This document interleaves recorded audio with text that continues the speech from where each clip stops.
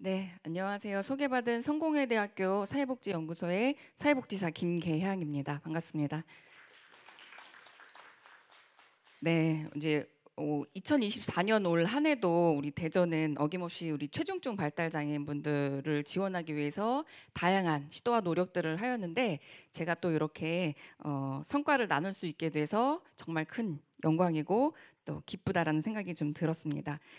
이 대전광역시를 비롯해서 많은 관련된 기관뿐만 아니라 누구보다도 우리 발달장애인 당사자분들과 가족분들의 올 한 해의 노고가 정말 컸다라는 생각이 드는데요.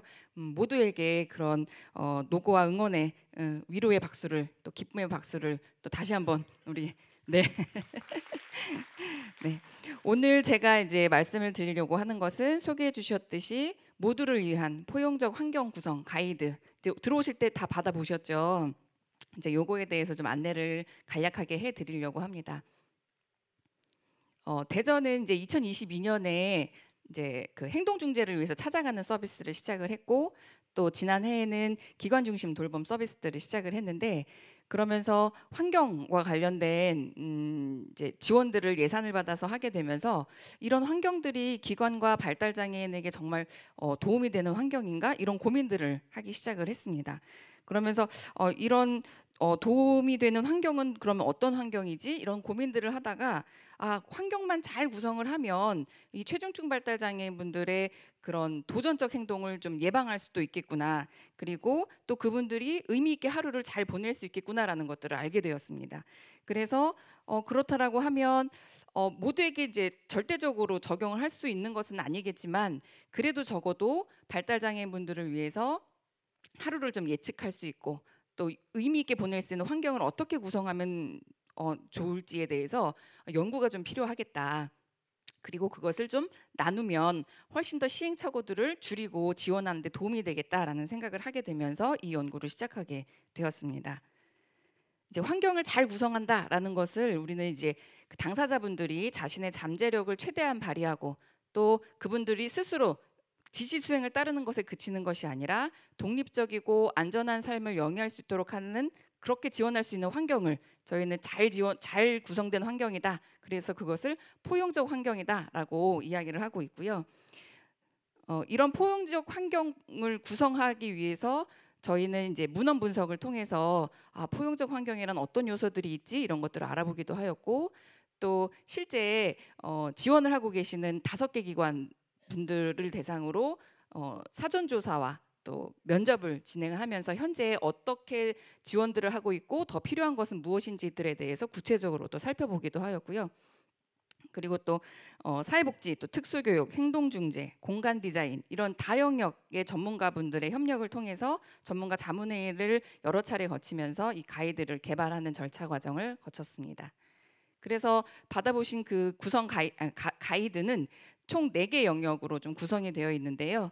아까 말씀드렸듯이 왜 이런 것들이 필요한가, 그리고 이런 것들이 왜 어떤 도움이 될 것인가에 대해서 좀 녹여낸 영역이 한 꼭지가 있고 그 다음으로는 지금 현재 최중증 발달 장애인분들을 만나고 있는 지원하고 계시는 분들과 기관들은 현재 어떤 노력들을 하고 있고 앞으로 더 필요한 부분들은 무엇인지에 대한 현황 부분과 그리고 이제 발달 장애인분들에게 그 욕구의 단계적인 걸 고려해서 지원 전략들을 구성하는 방법에 대해서 소개를 해드리면서 예시들을 구체적으로 안내를 해드리는 그 영역 한 부분과 그리고 이러한 연구 과정을 통해서 아까 우리 교수님께서 김동규 교수님께서도 말씀하셨듯이 통합돌봄의 어떤 지원의 핵심 그리고 그것들을 위해서 우리는 어떻게 실천적으로 또 정책적으로 무엇이 더 필요한가에 대해서 강조를 하는 부분 이렇게 구성을 하였습니다. 이제 지금 현재 현황들을 좀 알아보기 위해서 설문조사 5개 기관을 대상으로 설문조사를 실시를 하였고요. 그래서 지금 현재 어떻게 환경들이 구성되어져 있고 어떤 노력들을 하고 있는지 그리고 발달장애인분들에게 지원을 조금 더 잘하기 위해서는 어떤 것들이 좀 더 필요한지 이런 부분들에 대해서 조사를 했습니다. 그래서 그 결과를 보았더니 지금 현재 굉장히 열악하기도 하고 또 잘 세팅되어 있는 기존 환경이기도 하지만 그 안에서 우리 지원자분들께서는 이 당사자분들의 심리적인 안정감을 위해서 굉장히 많은 시도와 노력들을 하고 계시다라는 것들을 알게 되었고요. 구체적으로는 개별의 공간을 좀 확보해주기 위해서, 공간이 좀 좁기는 하지만 개별 공간이 필요하다라는 굉장히 많은 이유들 때문에 파티션이나 매트 등을 활용해서 이제 그 공간들을, 개별 공간들을 좀 확보해주는 노력들을 하고 계셨고요. 또 어떤 이제 발달장애인분 어떤 이용자 같은 경우에는 채광에 또 민감하기도 하기 때문에 암막 커튼을 활용해서 그런 채광들을 좀 조절하기도 했고, 또 시선이 너무 분산되지 않게 하기 위해서 파티션들로 시선을 차단하는 등의 개별 공간을 확보하기 위한 여러 노력들을 하고 계셨습니다. 그리고 또 이런 심리적 안정감뿐만 아니라 당사자분들께서 사회적 참여를 높이기 위해서 개인이 선호하는 어떤 내용들로 그 활동을 구성해서 공간을 확보하기도 하고 꾸미기도 하였고요. 또 교류의 촉진들을 위해서 딱딱한 의자나 불편한 의자보다는 앉아서 조금 더 이야기를 잘 나눌 수 있게끔 배려해주고 고려해서 편안한 의자로 배치를 하면서 서로 소통을 높일 수 있게 그런 공간들을 구성하는 노력들을 하기도 하셨습니다. 또 공간의 효율성을 좀 고려하기 위해서 당사자분들이 들어와서 오늘 하루 일과를 시작하면서 그 하루를 잘 보낼 수 있도록 순차적으로 신발장, 사물함, 그다음 개별 공간, 그다음 휴게 공간, 그다음은 심실 안정실, 이런 순서대로 좀 효율적으로 공간들을 배치하고자 노력하는 모습들도 볼 수 있었고요. 그리고 또 이 공간이 무엇을 하는 곳인지 정보들을 제공하기 위해서 시각적 단서들을 열심히 만들어서 또 제공하고 부착하고 또 활용하는 모습들을 볼 수 있었습니다. 그리고 가장 중요한 건 또 안전이기도 한데요. 우리 발달장애인분들이 여러 도전 행동을 갖고 계시기 때문에 그 위험을 좀 최소화하기 위해서 우리 선생님들이 많은 고민들을 하면서 노력들을 하고 계셨습니다. 뭐 유리가 깨졌을 때 뭐 파편들을 좀 파편으로 인해서 다음의 위험을 좀 최소화하기 위해서 뭐 시트지를 붙인다거나 방충망을 추락 방지용으로 교체를 한다거나 블라인드 스토퍼들을 설치를 하는 좀 세심한 지원들을 하고 있었고요. 그리고 심리 안정실도 구성을 열심히 하셨고, 또 내부 안에서 이 당사자분들이 얼만큼 또 잘 쉼의 과정들을 가져가시는지 모니터링하는 TV도 설치하는 기관들도 있었습니다. 뿐만 아니라 이 감정들이 최고조에 달하지 않게, 그리고 발달장애인분들이 감각을 충분히 추구하고자 하는 감각을 충분히 충족시킬 수 있게 하기 위해서 자극을 최소화하기 위한 뭐 벽지를 단색으로 구성을 한다거나 채광 조절을 위해서 오로라 필름을 부착한다거나 또 감각 충족을 위해서 천장에 그네를 설치한다거나 촉각볼을 비치한다거나 하는 등의 다양한 노력들을 하고 계셨습니다. 그리고 이제 이 참여해 주셨던 분들을 대상으로 심층 면접을 진행을 했고요. 심층 면접을 통해 어떠한 것이 더 필요한지에 대해서 구체적으로 이야기를 나누어 보았습니다. 이제 그랬더니 여태까지 우리도 이러한 노력들을 하기는 했지만 이 개별성이 정말 중요한 것 같다. 당사자의 개인의 특성을 고려한 공간을 구성하는 것이 정말 중요하더라. 근데 그 공간의 크기가 이제 뭐 확보되어 있는 게 넉넉한 공간이 아니다 보니 그렇지만 정말 좀 이렇게 규정적으로라도 제도적으로라도 당사자 한 명이 있는 공간이 아니라 지원자도 함께 들어가져야 되기 때문에 두 명이 좀 활동도 하고 또 쉼도 할 수 있는 공간의 확보가 좀 제도적으로 좀 명확히 명시가 되어 있어서 그것을 위한 노력들이 좀 이루어졌으면 좋겠다라는 이야기들을 좀 해주셨고요. 그리고 그 안의 내용들로는 우리가 계속해서 당사자분들이 의미 있는 활동을 그 시간들을 보낼 수 있도록 계속 공간들을 마련하고 개발해 나가는 것이 좀 필요하다, 이런 이야기들을 해주셨습니다. 그리고 안전한 공간에 대해서도 강조를 해주셨는데 이용자뿐만 아니라 이 가이드의 제목 자체가 모두를 위한 가이드이거든요. 그렇기 때문에 우리 당사자 뿐만 아니라 또 종사자분들도 많이 맞기도 하고 또 많이 또 상처가 되기도 하는 일들이 제법 있거든요. 그럴 때 종사자분들도 좀 심신의 안정을 하고 또 기분도 좀 환기를 할 수 있는 그런 작은 공간이라도 좀 마련이 필요하지 않겠냐. 그리고 물론 이용자분들도 심신이 안정될 수 있는 공간들이 반드시 좀 마련이 될 수 있게끔 잘 되어 있는 기관도 있지만 이제 막 또 준비하는 기관들이 있다 보니 이런 이야기들도 해주셨습니다.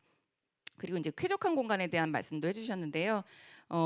이제 우리 이용자분들, 당사자분들께서는 온도와 습도 이런 환경에도 굉장히 영향들을 많이 받기 때문에 당사자가 그 개별마다 느끼는 온도의 차이, 습도의 차이는 모두 다를 수 있기 때문에 그걸 개별적으로 좀 촘촘하게 조절할 수 있는 그런 시스템이 좀 필요할 것 같다. 그리고 더 나아가서 안전, 뭐 개별성이 강조된 공간 이런 것들 넘어서 나아가서 보기에도 아름답고 당사자분들도 보기에도 좋은 그런 자연 친화적인 공간을 마련하기 위해서 여러 노력들이 좀 앞으로는 계속 필요할 것 같다라는 이야기들을 해주셨습니다. 그러면서 이제 그 다음 단락에는 저희가 매슬로우의 그 인간의 욕구의 단계에 따라서 우리 발달장애인분들에게도 그 단계에 따라서 어떻게 환경들을 구성하면 그 욕구들을 해소해 줄 수 있을까에 대해서 좀 이야기를 나누면서 여러 예시들을 제시를 하고 있습니다. 첫 번째 단계로는 아주 기본적인 생리적인 욕구에 기반한 발달장애인분들의 그 생리적 욕구들을 기반해서 어떻게 환경들을 구성하면 좋을지에 대해서 이제 가이드에서는 여러 가지들을 소개해주고 있는데요. 그 중에 이제 간단히 또 설명을 해드리자면 발달장애인분들이 너무 고립되거나 아니면 너무 과밀되지 않은 그런 공간이 좀 필요할 것 같다. 그리고 아까 말씀드렸듯이 개별 공간 그리고 참여를 위한 그룹 공간들이 필요하지만 우리가 실제 이제 지원하고 계신 분들은 너무 잘 아시지만 공간이 그렇게 넉넉하진 않잖아요. 그렇기 때문에 이 보시는 바와 같이 책상에 파티션을 부착해서 필요한 경우엔 내려서 집단으로서의 공간으로서 활용을 하게 되고 또 필요한 경우에는 그 파티션을 책상에 부착되어 있는 파티션을 올려서 개별 공간을 확보해주는 그런 이런 예시도 있다. 이런 것들을 이제 그 가이드에 이런 기본적인 욕구들을 해결하기 위한 여러 가지 예시들, 아이디어들이 제공되어져 있습니다. 그리고 두 번째는 이제 안전에 대한 욕구인데요. 아까도 말씀드렸다시피 모두가 좀 안전해야 되는 여러 가지 이제 상황들이 많이 일어나게 되는데 그 중에서도 이제 이 우리 발달장애인분들이 공간 활동실의 공간들을 배치할 때 좀 오래 머무는 공간 또 오래 여러 사람들이 함께 머무는 공간은 좀 햇빛이 잘 드는 남향 쪽에 배치를 한다거나 그리고 화장실은 접근성이 좋게 자주 활용하는 공간 옆에 배치를 한다거나 이런 효율적인 공간 배치도 이분들의 안전을 위해서 이제 환경 구성에 굉장히 의미가 있다라고 이야기를 하고 있고요. 그리고 또 환경 자극을 최소화하기 위해서 눈높이에 내어져 있는 창문을 통해서 외부 자극에 의해서 활동에 집중을 할 수 없다라고 한다고 하면 그 창문의 위치를 좀 높이거나 아예 낮춰서 환경 자극을 이런 환경 구성을 통해서 좀 최소화하는 예시들에 대해서 또 가이드에서는 설명을 해주고 있습니다. 그리고 또 관리가 효율적으로 돼야 또 우리가 실제적으로 활용을 지원하는 사람들 입장에서는 더 용이하게 활용을 할 수가 있기 때문에 이제 뭐 붙였다 떼었다 하는 그리고 고정되어 있는 것이 아니라 상황에 따라서 이렇게도 해보고 저렇게도 해볼 수 있는 그 모듈형 형태의 어떤 가구나 마감재들을 활용하는 것이 더 효과적이다라고 이야기를 하면서 그것에 대한 예시들을 가이드에서는 설명을 해주고 있습니다. 그리고 또 시각적으로 이곳은 어느 곳이야, 이곳은 어느 것이야라고 명확하게 안내를 해주면 만약에 외부적으로 어떤 긴급한 상황에 대피를 한다거나 뭐 119가 들어온다거나 할 때 명확하게 빨간 방이에요라고 이렇게 안내를 해줄 수 있게끔 뭔가 접근성을 쉽게 해서 좀 더 그분들의 안전을 담보해낼 수 있는 그런 환경들을 구성하는 것에 대한 예시에 대해서도 안내를 해드리고 있고요. 그리고 또 나아가서 그분들이 친근한 공간이 될 수 있도록 그분들이 자주 사용하는 뭐 물건이라던가 가정에서의 환경과 유사하게 좀 환경을 구성해 본다거나 이런 것들에 대한 예도 담아져 있습니다. 그리고 세 번째로는 이제 애정의 욕구에 대한 부분인데요. 우리도 마찬가지로 어디에 속해 있는 것들을 굉장히 좋아하고 안정감을 많이 느끼게 되죠. 우리 발달장애인분들도 마찬가지. 이고 그리고 사회적인 상호작용을 유도하기 위해서 이 공간 좁은 공간 협소한 공간이다 하더라도 기존의 한 방향으로 바라보는 그런 형태의 환경 구조보다는 이런 가구 배치를 조금 다르게 한다거나 레이아웃을 좀 변경을 통해서 서로 소통할 수 있고 쌍방향의 방향감을 가져가면서 서로 상호작용을 유도할 수 있는 그런 환경으로 좀 구성하는 것들에 대한 예시도 담겨져 있고요. 그리고 네 번째 단계로는 존중, 지위의 욕구에 대한 부분으로 이제 이분들이 발달 장애인 분들이 감각을 추구를 하고자 하는 것들에 대해서 예전엔 지원 방식은 못하게 한다거나 뭐 하면 안 된다라는 어떤 방식으로 지원을 했다라고 하면 그분들이 그 감각을 추구할 수 있는 것들에 대해서 존중하는 의미에서 그 존중의 욕구를 해결해주기 위한 또 해소를 하기 위한 환경들을 구성하는 예시에 대해서 여러 가지가 담겨져 있습니다. 그 중에 하나로 이제 우리 발달장애인분들의 어떤 분의 같은 경우에는 천정이 너무 높거나 환경이 너무 넓으면 불안도가 높아지는 경우들이 있거든요. 그럴 때 이 천정을 낮추는 거는 이 구조적으로 굉장히 어려운 일이다 보니 저런 배너들을 설치해서 시각적으로나 감각적으로나 좀 안정감을 줄 수 있게끔 하는 그런 예시들이 담겨져 있습니다. 그래서 이런 것들을 참고하시면 네, 도움이 되실 것 같고요. 마지막 5번째 단계로는 자아 실현의 욕구 단계인데요.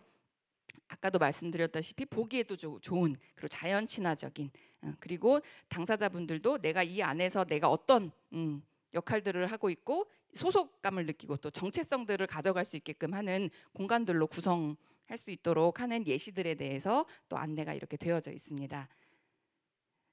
모두가 잘 아시다시피 이런 가이드가 절대적일 수 없다라는 거 너무 잘 아시죠. 그렇기 때문에 이 절대적일 수는 없지만 이 기본적으로 저희가 이 연구를 통해서 구성하고 소개해드리고 있는 이 예시들을 통해서 우리 선생님들이나 또 부모님이나 또 여러 많은 분들께서 아이디어를 좀 얻어가실 수 있고 또 놓칠 수 있는 그런 기준점들에 대해서 놓치지 않고 지원할 수 있는 방향들을 좀 고민할 수 있는 그런 기준점이 될 수 있으면 좋겠다라는 좀 바람이 있고요.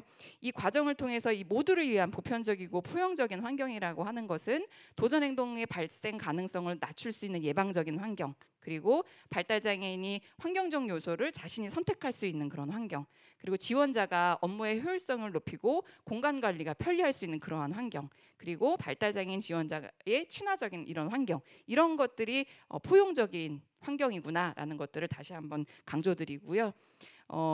그래서 이제 우리가 실천 현장에서는 지원하고 계신 우리 지원자분들께서는 발달 장애인분들 당사자에 대한 또 다양한 깊은 이해가 좀 필요하다. 그래야 그분들의 지원을 더욱더 잘 할 수 있겠구나라는 생각들이 들었었고요.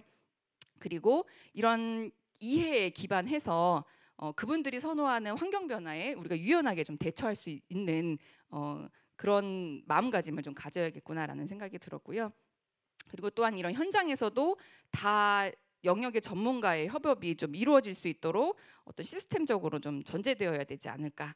그리고 기관 간의 최중증 발달 장애를 위한 연대 형성들이 좀 필요할 거다라는 생각들이 들었고요.